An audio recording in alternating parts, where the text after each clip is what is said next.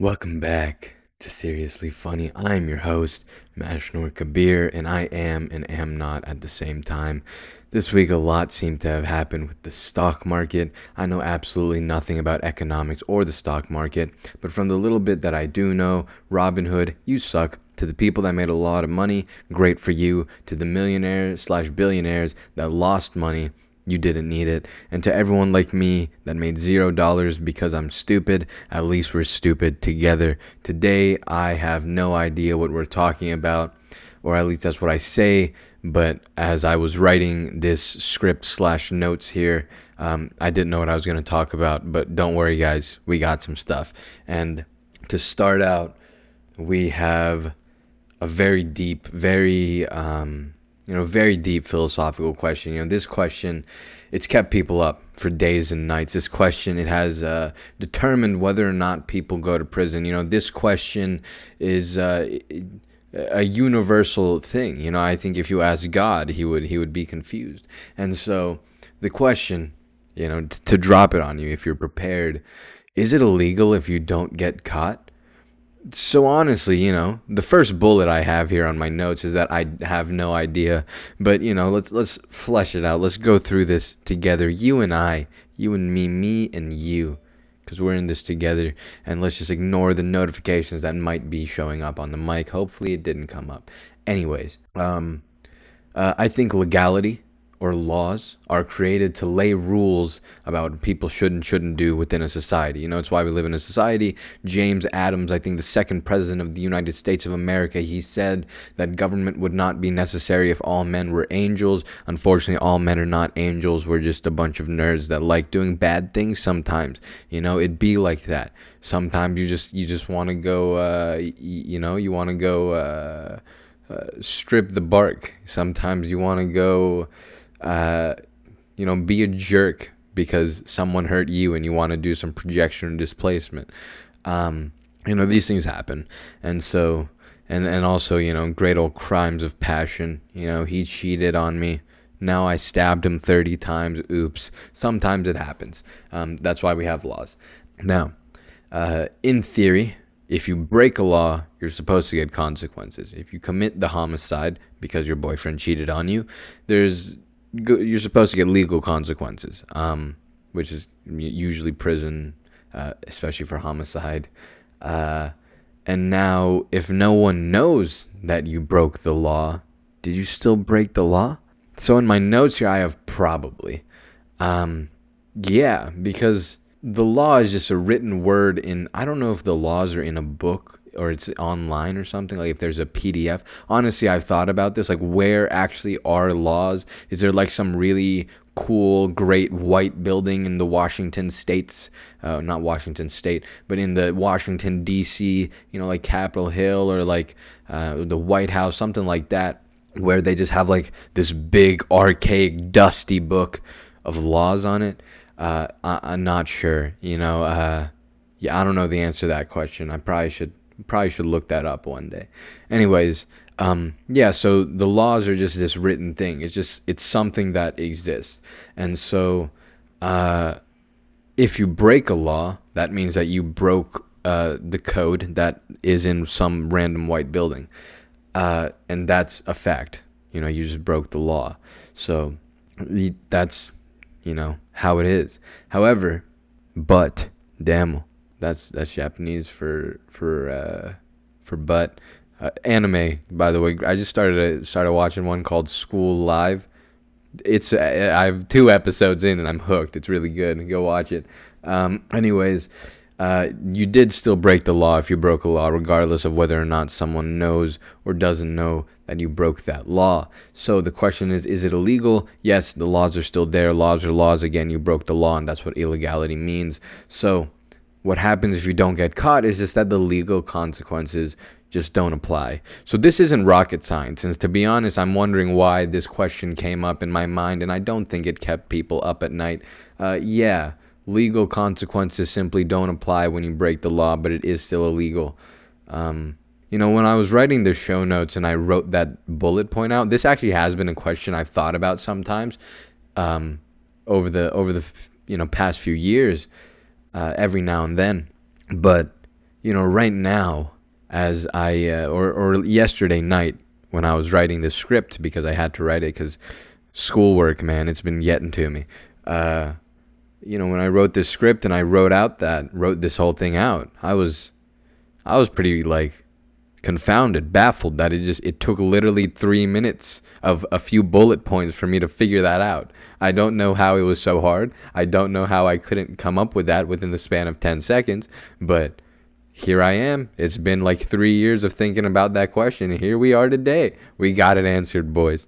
Now, there still might be guilt consequences or conscious consequences. Is it consciousness?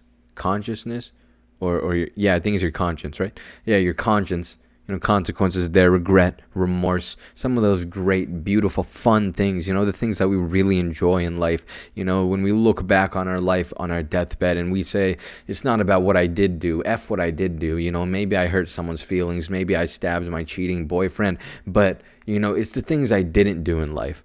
That's what hurts me. Anyway, so regrets are great. And so your conscience might have consequences. And also the last bullet I have here, and the last point I have here is please don't commit any crimes. This is by no means an encouragement to commit crimes. Please don't do that. It will end badly for everyone in the society in general. These laws are important, and following them are also important. And so, while we're here, again, I had no idea what I was going to talk about today. Sorry. But the second point that we got here is morality. And the first bullet here is, does morality matter? And now, I don't know the answer to that question on the universal scale. I'm not God. But I am the host of Seriously Funny, Mashnur Kabir. Now, I don't think morality matters. That's a very hot take. That's a very personal take. I don't think most people definitely don't agree with me. They think if morality didn't matter, why don't we all go around killing each other? And so, again, if I kill someone, I'm going to go to jail. And I'm probably going to get caught. I mean, forensics and stuff these days are really good. If you murder someone, there's a fair chance you're going to get caught. Anyway, don't kill people. But yeah, that's not a moral thing. That's just this literal, logical, legal consequence. It's not about right or wrong. It's not about good or bad. It's just a thing that you did, and that thing you did has consequences, and one of those consequences on this corporeal realm is going to jail or having some sort of negative kickback from that action that you took that was negative or harmful to another being. And so, why don't I think about morality? Why don't I think it matters? First of all, I think, it's a tough thing. Morality is really hard to think about. Morality and moral questions are really tough. And whenever I have conversations with someone, the only time I ever think about morality is when someone brings it up for a fun philosophical question. And then we can just go into that. And usually I'll just either ask a bunch of questions because I don't actually care, or I'll just play devil's avocado. And whatever they say, I'll argue against it because most people want to choose the good side, the bright side, the path of righteousness, right? And so I'll choose the path of non-righteousness. I don't know what the opposite of righteousness is. Just to create a dialogue there and help them flesh their ideas out more. And one thing I've been thinking about recently, actually, just to stray from this notes here, or note script thing here, is when I argue with people, I don't argue with people trying to prove myself right. I argue with people hoping to be proved wrong. I want people to prove me wrong. I want to give someone my best argument, and I only give my legitimate best real arguments to people I believe are going in a direction where they might be able to actually beat or destroy my argument. Because I want my mind to be changed. I want to know what's right, factually. I want to know what's correct. I want to know what's true. That's the point. That's why I love science so much. And so the reason when I'm arguing with people I know probably won't be able to destroy my argument, or won't be able to go against my argument, not because they're dumb or anything, but just because they either have a trouble articulating their argument, or they have trouble, or they just don't understand their side of the argument enough. And so in those situations, then I just make the argument humor and entertainment and funny, and I make a bunch of dumb jokes, and I use every argument foul I can use, and I will do that. But when I know that someone might be able to beat me in an argument, I really argue with the best that I have, because if they prove me wrong when I'm arguing with the best facts, best rhetoric that I can argue with, that means that I'm wrong. And being wrong is great for me, because that means now I know what's right. And either I'm completely wrong and I need to rethink it, or their position was the correct side of the position. And so now I know, and by hearing all of their arguments, I can also argue that position. And for things that I don't care about arguing, when I argue with other people and they do care about some subject, I'll just again, play devil's avocado, and I will, I'll hear their argument to the best extent. I'll make them give me their best arguments, so then I can, find someone with other thoughts and beliefs. And anyways, that's a little more complicated, especially through words. I gotta draw a picture out for that one. That's tough. English has a lot of boundaries. And anyways, back to why I don't think about morality. Morality is hard. Okay, there's enough logic, at least I believe, there's enough logic and enough understanding about karma or causes and effects in life for me to make solid decisions without thinking about is this right or wrong. I just think about, what do I want? Do I want to go to jail? No, I don't want to go to jail. And for that reason, committing murder is off the table. It's sometimes you want something, and to get that something, you have to do things you don't want. It's what do you want more? And so sometimes people will come to me and they'll complain, I really don't want to do this work, man. It's hard, it's tough, it's dumb. I don't feel like doing it. And you know what I said? I just say, don't do it then. Why would you do it? Don't do something you don't want to do. What's the point of that? What are you going to get out of that? Torture? Just for fun? Don't do that. And then they look at me like I'm insane. Like, I have to do it, dude. My GPA is going to tank. I'm not going to get into my major. I'm going to fail college, and I'm going to be homeless, and then I'll live in a cardboard box. It's going to be horrible. And so, that's the thing that they don't want. And so when they tell me that, they literally just gave me their reason for why they should do the thing that they don't want to do. And so at the end of the day, if you know what you want, on a bit like a bigger picture scale for most things, complaints go out the window. This right or wrong thing goes out the window. If you do want to go to jail, you're weird.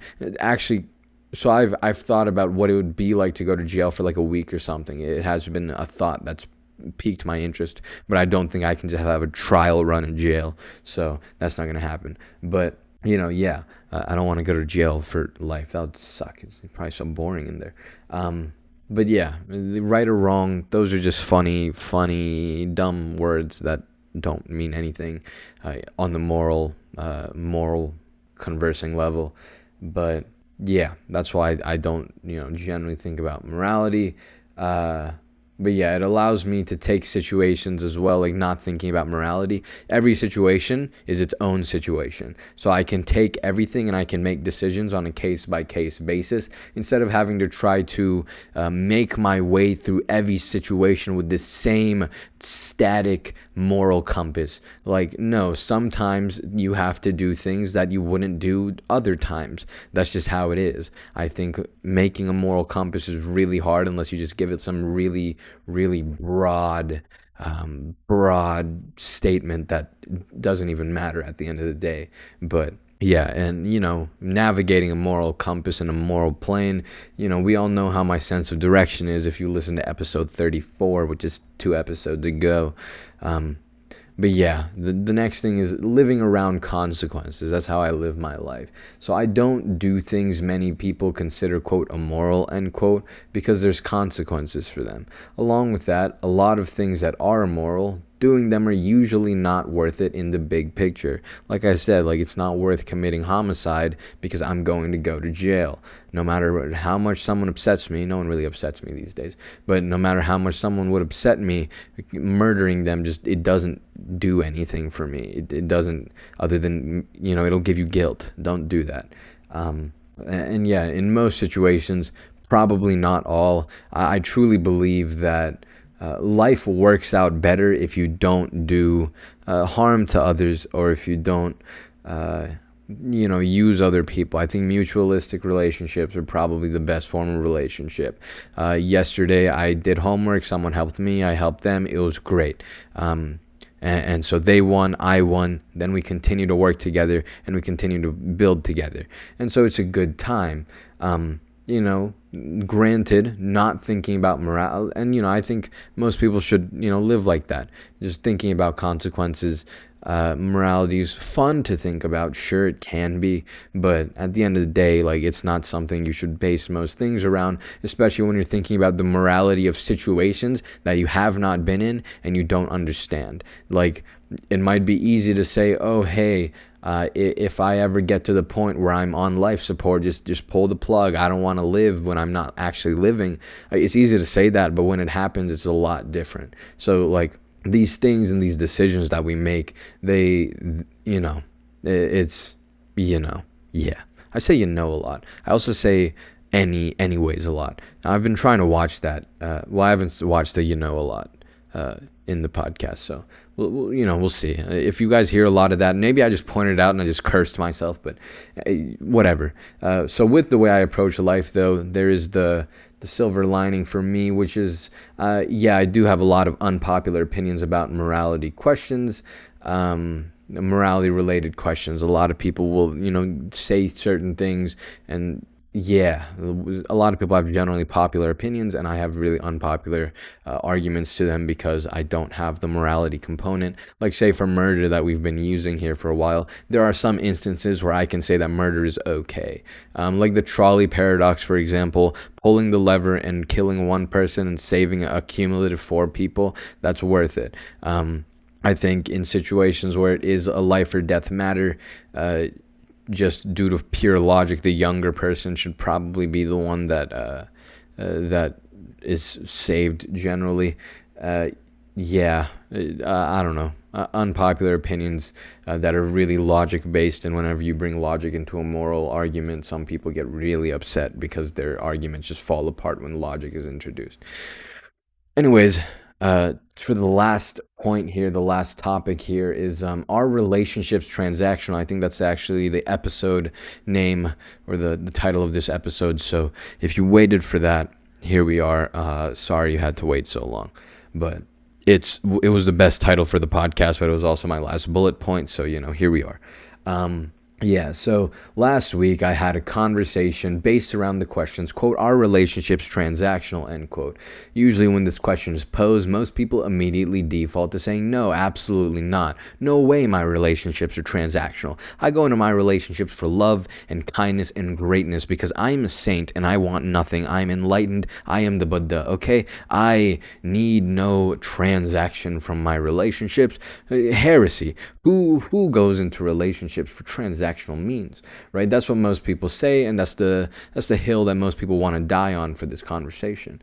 And the people that say, yes, relationships are transactional, those people are usually labeled psychopaths or sociopaths, which we still haven't talked about. One day we're going to get to those personality disorders. I promise you. I don't promise you. Maybe it will never happen. Who knows? But probably. Anyways, I was on the side for that argument of relationships being transactional. And so I've talked a lot about being devil's avocado in this podcast. This time I wasn't being devil's avocado. I really fairly believe that relationships are transactional. To steelman the argument of most people, where they talk about how relationships aren't transactional, they usually say that they don't go into relationships trying to get something or give something, and or give something. So a transactional, mutual transaction would be like they get something, you get something. Like capitalism, you give money, you get a product, or you give money, you get a product. So it's a give and take situation.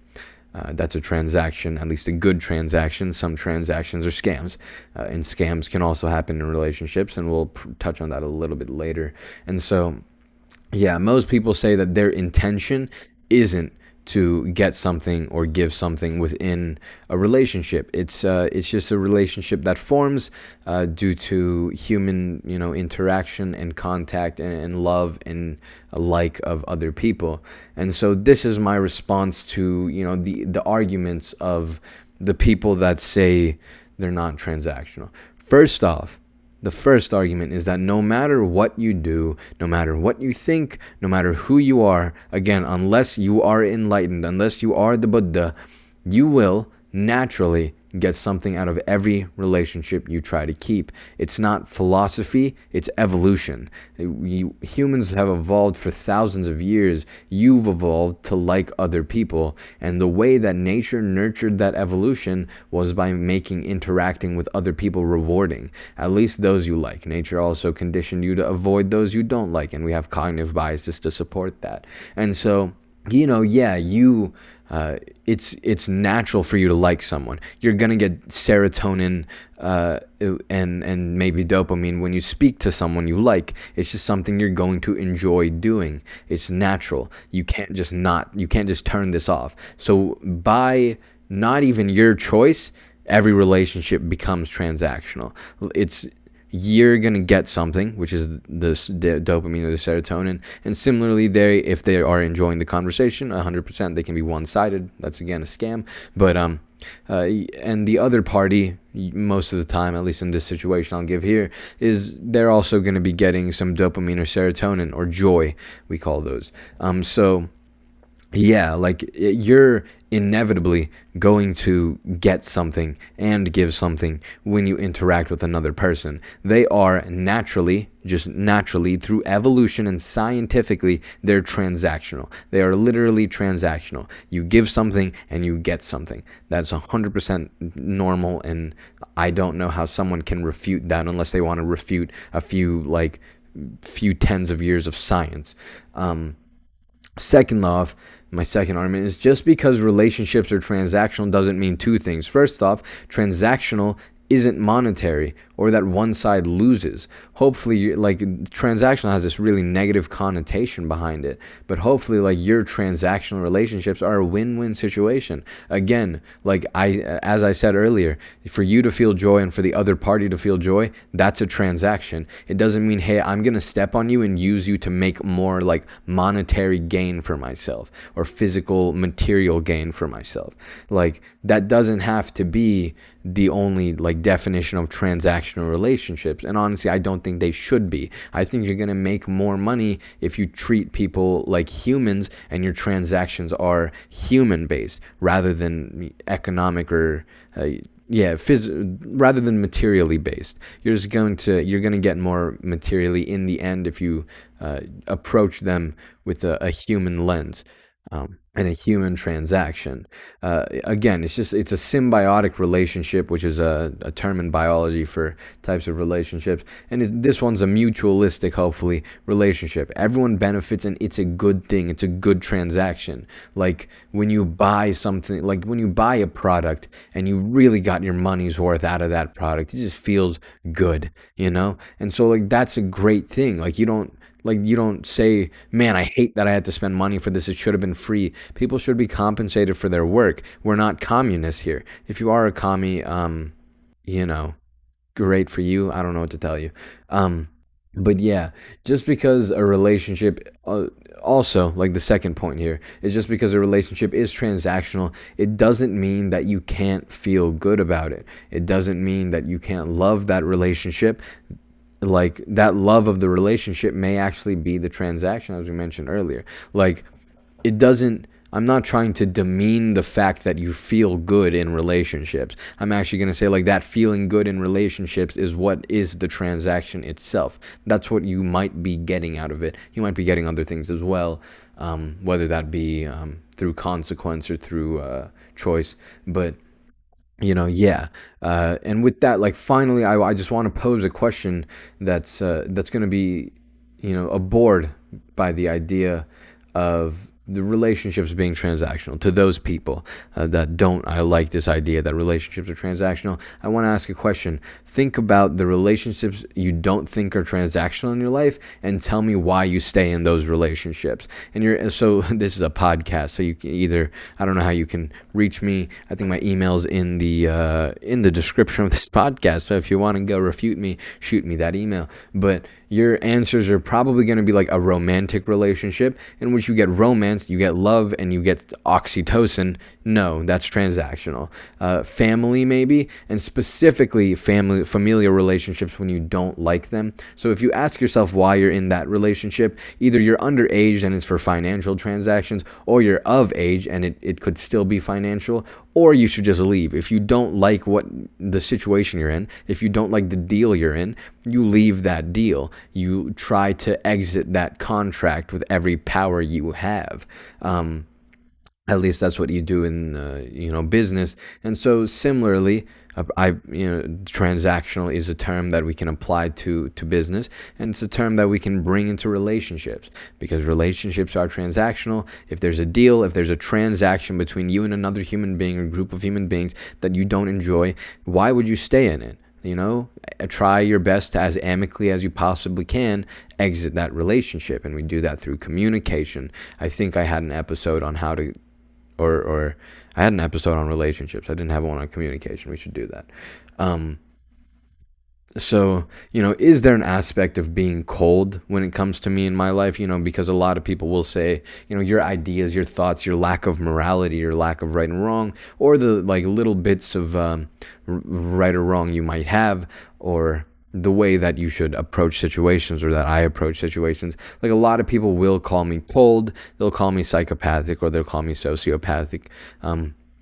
I've heard all of these things referred to myself as. Fun fact, I don't actually hit the required symptoms for sociopathy in any way, shape, or form, and I don't require the full points required to be a diagnosable psychopath, at least from the things I've looked at and studied. I just don't have enough risk-taking behavior within me. But yeah.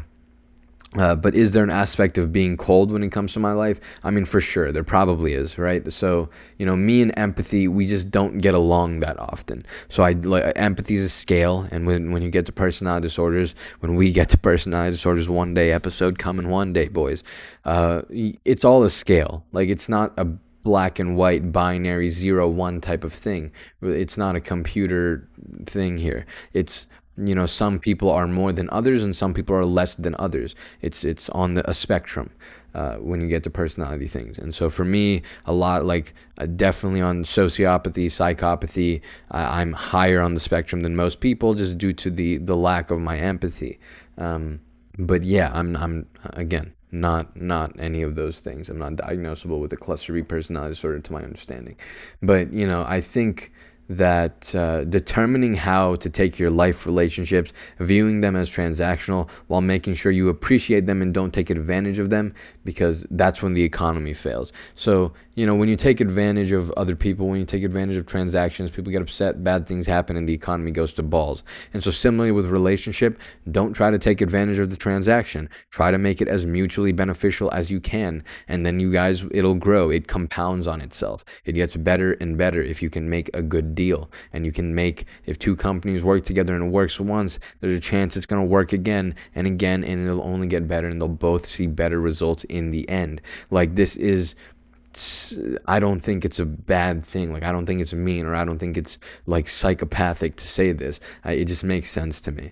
But yeah, from not knowing what I was going to talk about to a 20 to 30 minute almost conversation here, podcast here, monologue here. I don't know.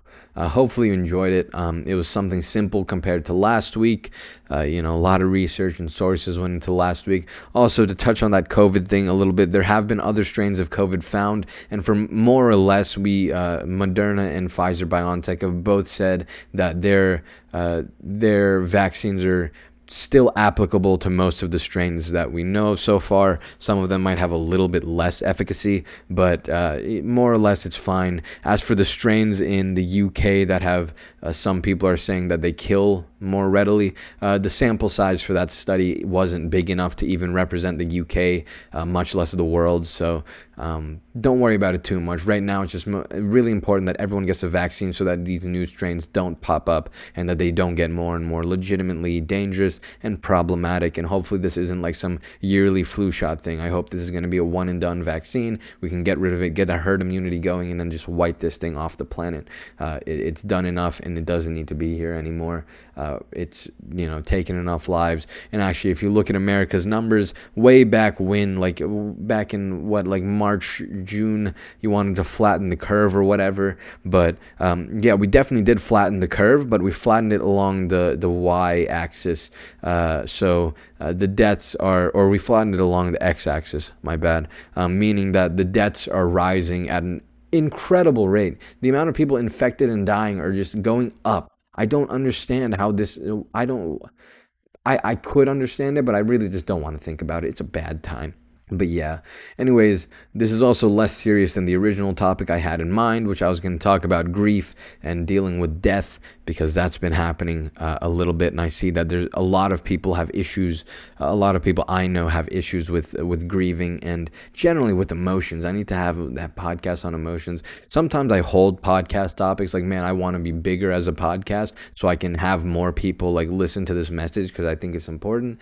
But I wonder if that logic isn't good. Also, that YouTube channel I talked about a few months ago, it is up and running. Hopefully the first video, I might start making some headway on it today. I'm not sure. We're going to see what happens there. But yeah, anyways, we will talk about grief and death at some point. We're going to talk about emotions at some point. We're going to talk about personalities at some point. Stay tuned to Seriously Funny for a lot of great topics, conversations, monologues, and good things. Hopefully a lot of educational stuff. Hopefully a lot of fun stuff. Hopefully a lot of dumb stuff. Like this podcast episode was more dumb than not. But yeah, thank you for listening to this episode of Seriously Funny. I really hope you enjoyed this episode, and I'm going to see you next week. Peace.